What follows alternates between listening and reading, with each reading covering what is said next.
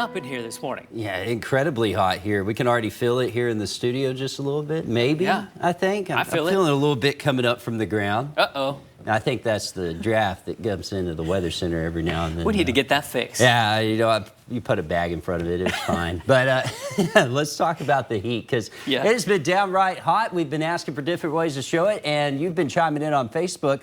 Look at what Richard Wilshire posted yesterday, Joey. Oh, man, ain't that the truth? Boy, you aren't kidding. It almost looks like the movie Holes. That's horrible. It is. It's that dry out there across central Texas in many locations. This is the latest drought monitor. Look at the extreme drought that's now in place from Hamilton through Gatesville, Temple, and Killeen. Also severe drought, Waco, Marlin, and Cameron. West of I-35, that's where we're really seeing the big issues. We really need rain. It's one of the biggest questions I'm asked literally every day is, when are we going to get some? The reason it's been staying away is because of that pattern I talked about earlier this summer, that La Canicula pattern where high pressure sits over us. It happens every summer, but this one has been exceptionally strong.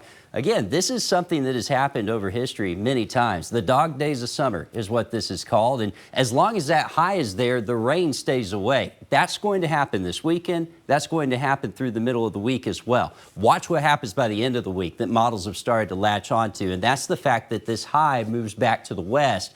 And models want to bring a few disturbances around that high.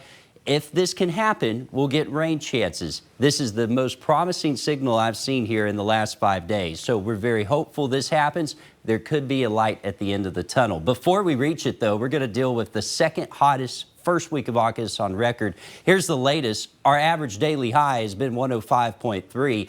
We have 3 days left in August until we hit the 7th, and that's when that'll be calculated. I don't see us dropping below 104.5 or something like that. So we'll go down in history as the second hottest first week of August. Lower 80s out there currently. Excessive heat warning in effect along with the heat advisory. Once again, we'll have to take those heat precautions along with making sure we don't do anything that could start fires, because there is a high fire danger along and west of I-35 where a red flag warning's in place. We'll climb to 105 this afternoon. Feel like temperatures could near 108 to 110. Here's the 10-day forecast. We'll be near 105 through much of the weekend on into next week, but look at the end of next week, Joey.